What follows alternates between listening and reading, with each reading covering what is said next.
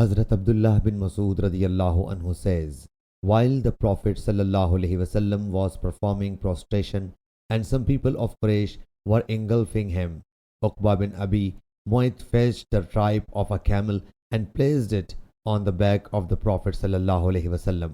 He sallallahu alaihi wasallam remained in prostration until Hazrat Fatima Zahra radiyallahu anha came, removed it from his back, then invoked Allah Jalla Jalaluhu against the person who did so.